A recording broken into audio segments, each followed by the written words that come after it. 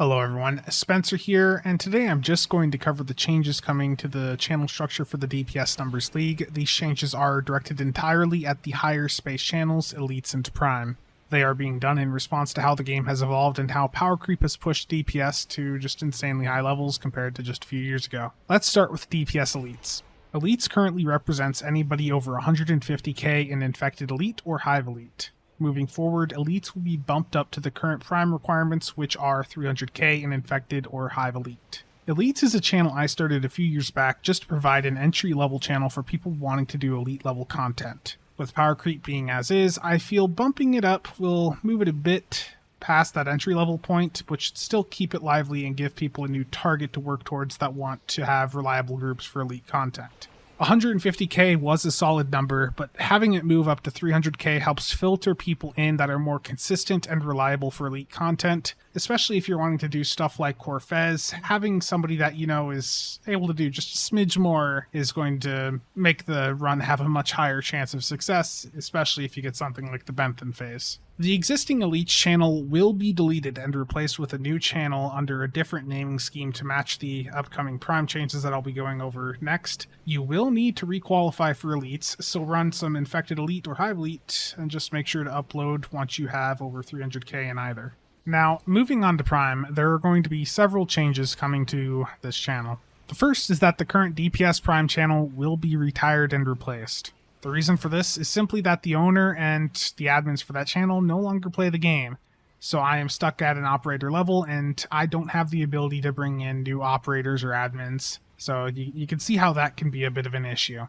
The new channel will resolve those issues as I will be the owner, so I can bring in new people as needed. So now moving on to the next big thing with Prime, I think it's fairly obvious that the current Prime requirements at 300k are just way too low. Prime's original intent was to be a channel for the best players in the game, almost a status symbol for some. And where it is right now at 300k, it's just such an easy number to hit that it is not meeting that original intent. Even if I set the requirement just straight up at like 1 million for Infected, there's still some people that are going in with copy-paste tort builds and being boosted up in supported runs or nanny runs that they're getting past 1 million and they don't understand what they're doing. So the requirements have been massively bumped up. In fact, there's going to be 6 of them. You only need to do one of the 6 methods to get into Prime, but each of these methods is designed to require some piloting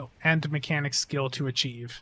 We will tune them as needed in the future to meet any new power creep, but for right now, I think that these numbers are fairly solid. The first 4 revolve around Infected Space Elite. So let's take a dive into these because I know some of you are going to be thinking that these numbers are insanely high. So feel free to leave your comments down below and I'll try to address them as I can. Number 1, if you are running a torpedo build in Infected Space Elite, you will need to do 1.5 million DPS or higher to qualify for the new Prime channel. Number 2, if you are running a directed energy weapon build with a single high-yield torp on it with subspatial warheads, you will need to do 1.25 million or higher to qualify. Number 3, if you're running anything else that does not have a torp on it with high yield and subspatial warheads, then you will need to do 1 mil or higher to qualify. And number 4, for those of you that don't have a team to run high-end ISEs with, I've got you covered. Just do a complete solo Infected Space Elite, record the run, then submit the video link and the combat log file into the DPS Discord, and we'll take a look at it and see if it qualifies. And that's it for Infected Space Elite, so let's move forward. At number 5, you can do 600k DPS in Infected Space Advanced. So Infected Space Advanced leans much more towards energy weapons, especially cannons. I would recommend you take a look at any content MB has on his YouTube, where you can just see how high numbers are achieved in there. Even in pug runs, him, Pajo, and I think a few others have done insanely well, even on non-tacticals, just going in there and just blitzing the map with a nice cannon build. And last, at number 6, just do 1 million in Hive Space Elite. So Hive space generally leans more towards the exotics, but other builds can do fairly well in there. I think people have gone fairly close or over 1 million with other builds like cannons in there, so that gives you another route to go down. These entry methods are all rather high and hard to achieve. That's the point. We want Prime to be a goal for people to achieve, which means it needs to be something really hard that people are going to have to work towards and practice their piloting, their game mechanics, and all that to, strive towards. Hey guys, Future Spencer here, just editing the video and realizing I forgot one of the main points for the new Prime.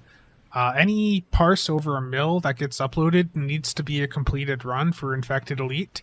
We will no longer allow any trimming on any parses over 1 million. We will remove them from the table if we see that stuff has been trimmed out. So make sure you kill everything that spawns in on the map. Make sure it's a clean run, and once again, just make sure to have some fun.